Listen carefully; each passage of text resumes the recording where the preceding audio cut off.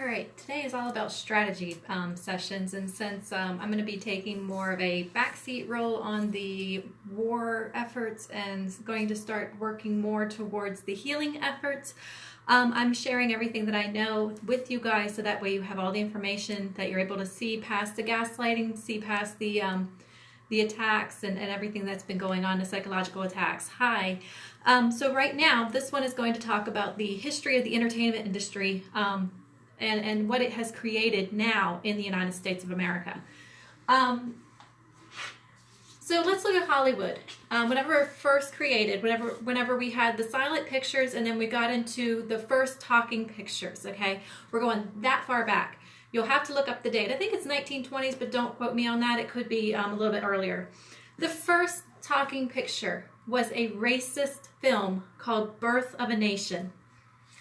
It is the one that had established the black slave as a goofy, dork, goofball, you know, that whole stereotype of just this, what we saw on the vaudeville stage with the black face of Jim Crow. They had basically taken that persona of that goofy person and they typecast the slaves as that stereotype. The very first talking picture film in the United States, Birth of a Nation, established that stereotype for the black slave.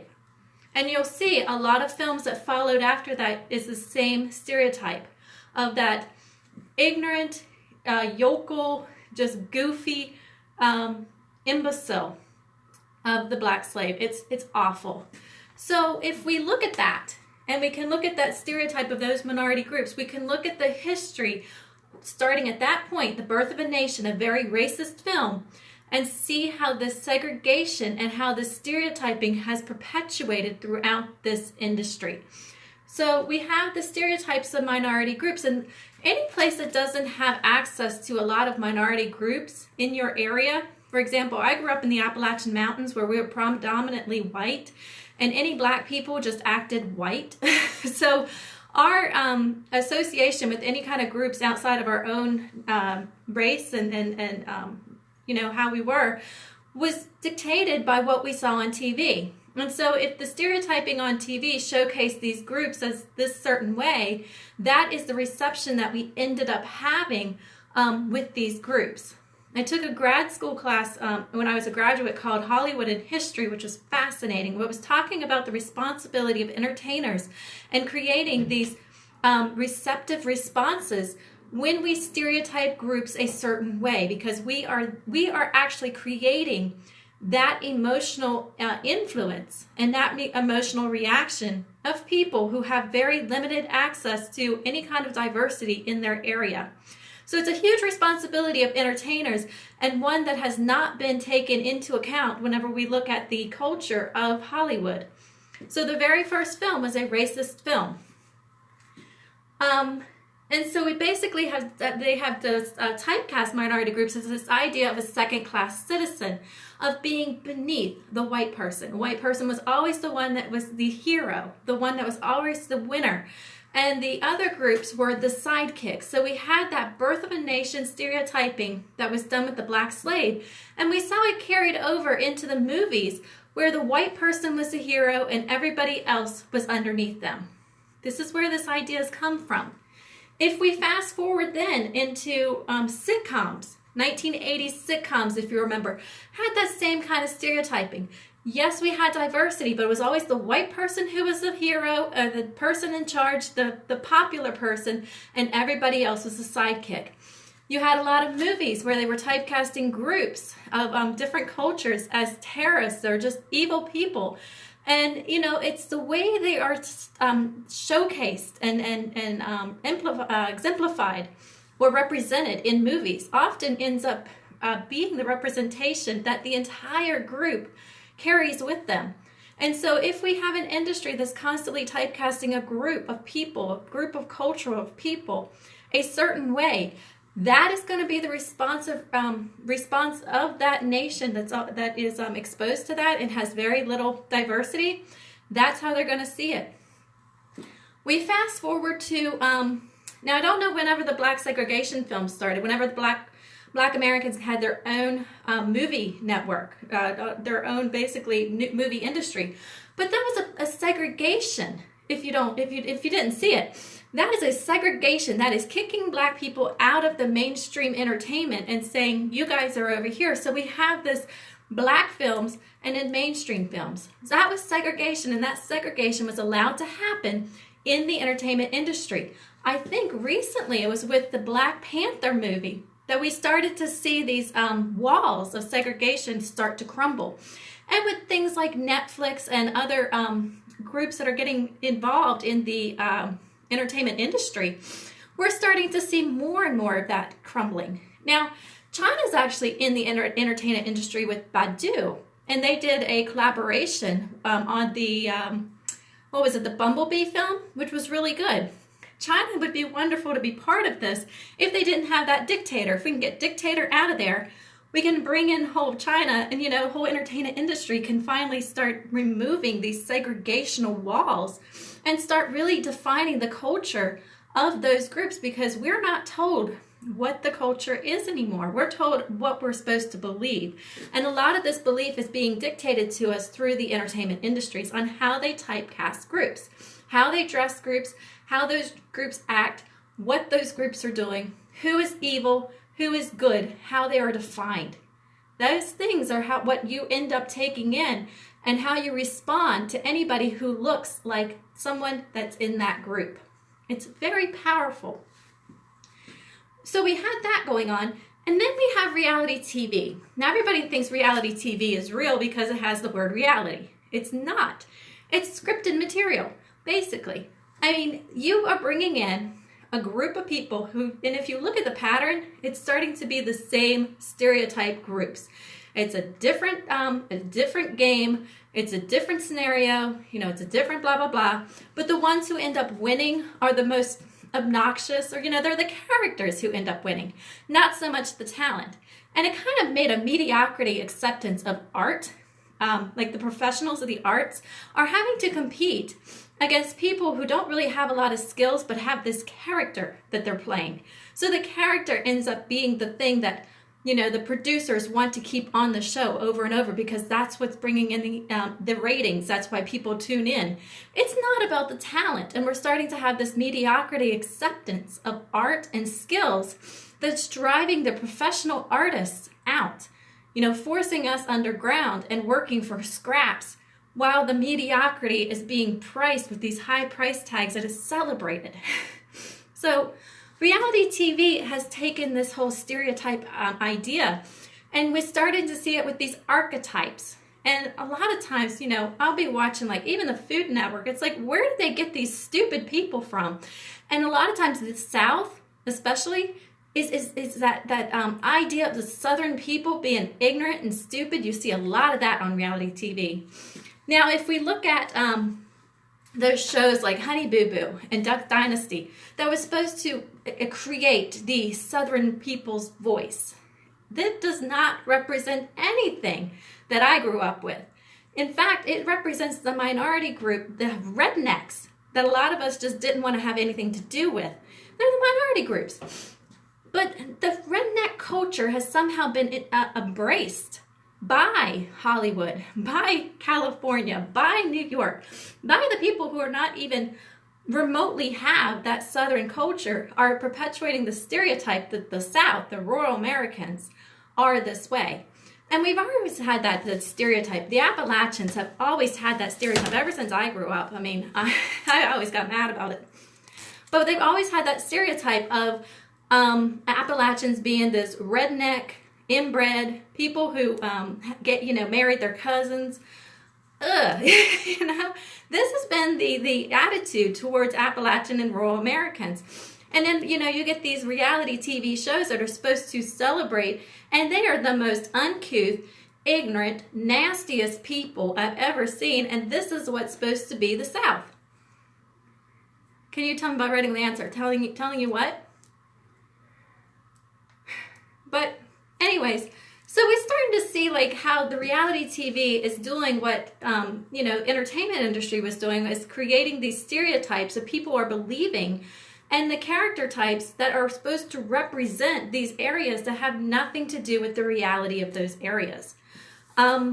Now, let's look at Fox News, which Fox had a reality TV channel network from 2006, I think it was, to 2010. It failed. They tried to have a reality TV network that just didn't work. They had to they had that period of time. But 2010, what happened then? 2010, when we got the Tea Party happening. Tea Party is very interesting. The Tea Party claims that they're anti-big government. They claim that they're bringing back the U.S. Constitution. They claim that they represent the Founding Fathers. They claim that they are all these things. And they use razzle-dazzle showbiz tricks that you would expect to see with Hollywood glam in order to do it. They celebrate, they bring forward these celebrities, these reality stars, and say that they are government experts. And because of their popularity, you believe it. The Tea Party, the Boston Tea Party, had nothing to do with big government. It was a protest of foreign government who was gouging the U.S. taxpayers. Great Britain and Spain, who was gouging Great Britain, who was gouging the U.S. taxpayers and making them make up the money they lost for the 7-Year War. Nothing to do with big government. But because it's being presented in such a showcase with razzles and dazzles, with lights and glam, with people being all fashionable and beautiful, you are actually believing it because your brain will accept that kind of idea. People believe that people that have more money have more ethics, more morals, more power, more hard workers. They're just honest. They believe that they're honest. And people with less money are usually seen as crooks and thieves and those kind of things. The brain likes symmetry. It's the weirdest thing about our brain. So we automatically assume more equals more. And anything that counters that belief, that symmetrical belief, the brain won't believe it. It wants to believe more equals more, even though we often see people in high power with a lot of money have gotten it illegally. And people who are poor because they are giving away all their time and money trying to help their community and not getting anything in return. So we have this very interesting dichotomy of an entertainment industry that has perpetuated the stereotypes that the Tea Party faction was able to then capitalize upon with that fear-mongering and the division and the race war and the anti-Obama and typecasting Obama as evil and a Muslim and, just this whole nastiness that was brought forward that began to start to be accepted through those reality TV shows where we had rich people acting most arrogantly and ignorantly and stupidly and very, very meanly to other people, and it started to be the accepted norm. This is how things happen. Whenever you start exposing yourself to things over and over and over again, you automatically will begin to believe that that is the norm. It's called idealize, Idealize, devalue, discard. It's a mental manipulation trick, and it can happen over a long period of terms where you finally will begin to accept that culture as being the norm. Even though that kind of attitude, you would never allow that with your kids. You should never allow that with U.S. government. So if we recognize these patterns, if we recognize what's going on, then we start to see the problems. And within this Tea Party faction group, we have groups like, we have people like Ben Shapiro, who's actually a Hollywood kid, whose mother is a Hollywood producer or an executive, who has an illegal federal 501c3 on which he's engaged in propaganda manipulation with college students, pushing a Tea Party faction agenda, which is really the Ayn Rand, which is a Russian fictional author who replaced the Founding Fathers' economic plan back in 1969, I think it was, because a couple guys from the Chicago School of Economics decided that those laws were too difficult and they were going to replace everything. We're starting to get a full circle here. So we're starting to understand why that Tea Party faction is happening, why there's a consolidation of power and wealth happening, why people are trying to create everything about a political party game and eradicate one political party group or the other, why law-abiding gun owners are being used as political soldiers in order to wipe out political opponents, or at least have this fear intimidation factor for anyone who might protest these ideas. Now we're starting to understand what's going on. And within those groups, with Shapiro, and he has his Daily Wire. Well, his Daily Wire is a Hollywood, it's Hollywood editor. He has an actor. He has a talk show host. I think he has another actor. I have no idea what one guy does. I think he's just maybe just a celebrity, a web show celebrity. But it's all acting. It's all egotistical actors who are pretending to be government experts. And then connected to Shapiro, we have Dershowitz, who actually taught Shapiro through Harvard law. Israel is on the edge of a dictatorship revolution. Oh, I know, because Israel is part of that whole... listen to my other, the one I just did today. It talks all about Russia and OPEC. It's all involved in that. Look at the oil deals happening. Noble Energy, the oil company here in the USA, discovered Israel's huge, giant oil boom called Leviathan, and everybody is now going after that. Russia wants to capitalize the entire oil industry. They're trying to kick out Saudi Arabia right now out of that OPEC alliance because OPEC was Russia and Saudi controlled. It's no longer the OPEC everybody knows. It was Russia and Saudi controlled, but now that alliance is getting severed. Russia and China have completely infiltrated themselves through the industrial infrastructure and firearms in the Middle East. That's a very strong army. Their Vostok started in 2018 with the war games. They've been practicing together, and that's what's happening. And they're bringing in all these other countries claiming it's God, but it's really about oil. It's oil domination. And once you realize that, once the soldiers realize that, then they have to ask themselves, why are they even fighting for these dictators in the first place? But that's why they're losing their dictatorship. That's why that's going on. And I think as more people are starting to realize it, they're starting to understand that 99% have far more power when we work together than those 1% who are trying to control the entire world. So if we recognize these patterns, if we start to see, because I have people who tell me, this is going on and this is going on.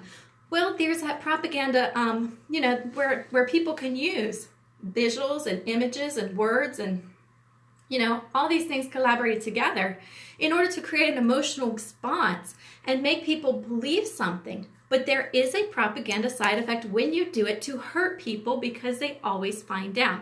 Well, I know the Israeli Prime Minister, yeah, I know, he's part of OPEC, because if you look and see that Russia has been negotiating with him and they've been trying to get those oil deals. Russia is already in Lebanon, and you just follow that. Look at the oil deals, and you will see how they've been, look at the summits, because they do this stuff with their summits, the investment summits. So look in that, and you're going to see that pattern. But yeah, he's been doing bribery, and he's corrupt as anything. But they all are. They're all trying to... They're trying to vie each other for this power, only to have Russia's going to betray the oil alliance, and then China's going to betray everybody. So look at that. And look at that last webcast I just had, the webinar, because I give you everything. I stripped down all the little, the emotional stuff, and just present it logistical fact. And I'll show you the whole entire pattern. It's right there. Well, yeah, that's what they do. It's offshore holding accounts. So here's how investors work. They gain controlling interest using a false promise of salvation, like God. They liquidate everything for their own self-gain. Then they hide their assets in holding accounts, like B-shell companies, that they can then shift. It's outside of the view of other people. And here in the United States, one of the big things that's being done is our residential and commercial real estate is offshore holding accounts for foreign investors. That's why the buildings are vacant. And in fact, I think people are now starting to go after it and say you can't have this vacant building because it's creating these high property value uptakes, and it's killing all the retail establishments because the rent's going up. That happened in New York, I think, in 2015. But we're seeing that, and whenever those buildings are vacant and they're being used as a legacy offshore holding account. It's driving up property value. It's driving up people's rent. It's driving up people's mortgage. It's driving up people's taxes, and they can no longer afford to stay in their houses, and yet there's all these buildings that are vacant. So yeah, I mean, that's how the investors do it. They hide their money. One of the other things that's happening here in the United States is the use of illegal federal nonprofits. They hide their money by doing small little increments at a time, like $50, $50, $50, so they don't red flag the IRS. And that's why they're not being seen. But you'll have the same person invest over and over and over with donations. It's like $50 one day, a couple days later, another $50, a couple days later, another $50. And so they have this small incremental pattern that allows them to hide their dark money inside these federal nonprofits that are actually breaking federal 501c3 rules that says you cannot engage in biased political activity with your nonprofit or you lose your nonprofit status. Theater has been nailed for this, but the nonprofits that claim to be educational and religion have not, and they need to be. Because if you're going to hold theater under this standard, then you need to hold the rest of the groups also. And if you're not going to hold those rest of the groups, you need to release theater from that standard so we can use our plays and get involved in the campaigns and start bringing in that money that we need in order to have our theaters. So, you know, it's not fair if you're going to hold one group accountable to the 501c3 rules and not hold the other. And especially when that other group went after the theater artists and tried to shut us out of our entire industry. I'm sorry. I do talk fast. I'll try to talk slower. I'm not the actor. I'm the person behind the scenes who makes the magic happen, who takes all the dreams and all the nightmares and turns them into logical and logistical reality. I don't act. And the only reason I'm doing this is because it needs to be done. You need to see exactly what's happening and that we can't see it because everybody is blinded by the emotions. That is why I created my company, Redesign Your Thinking.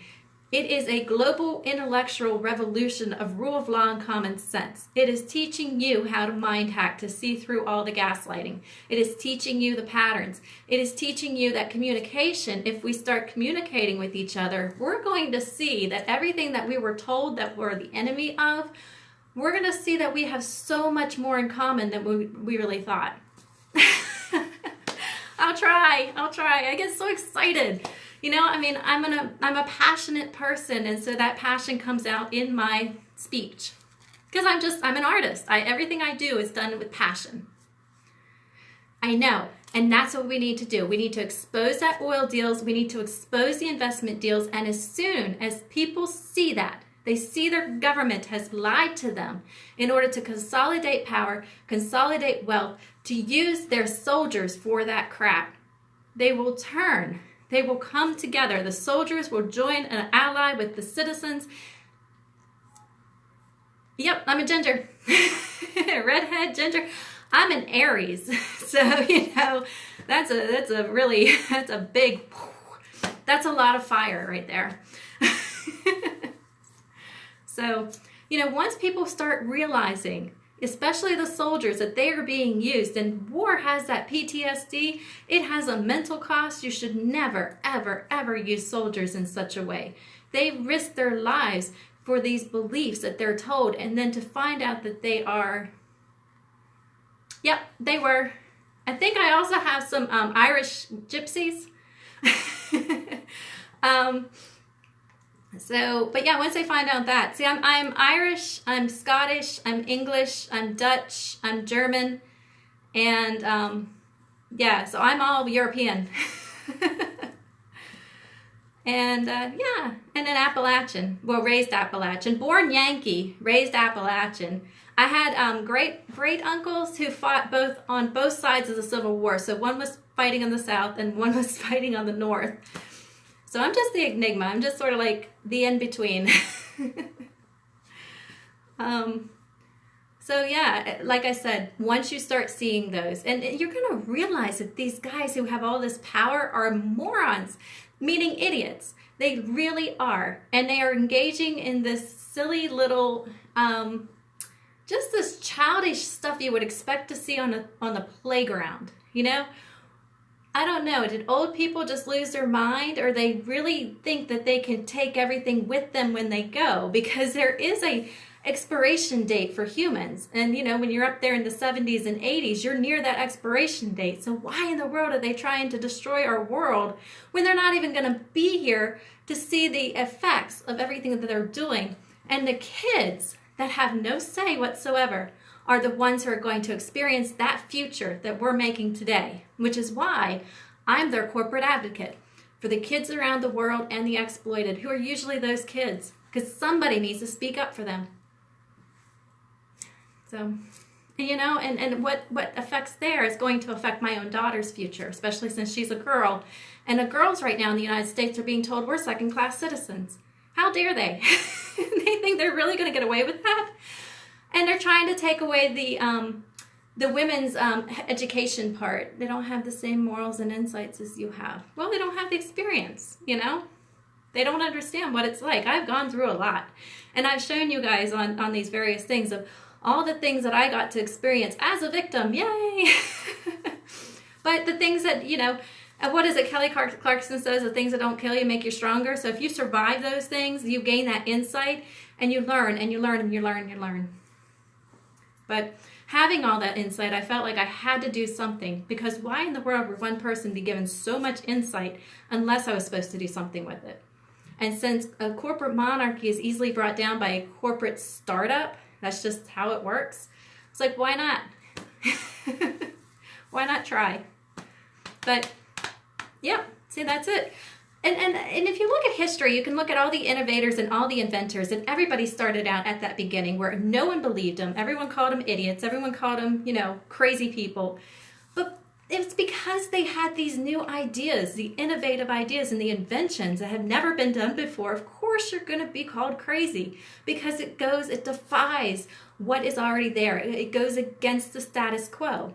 But that's what makes your innovators and your inventors. And that's what we need to be producing in our schools, that innovators and inventors, not regurgitators and duplicators, which is what we're looking at now.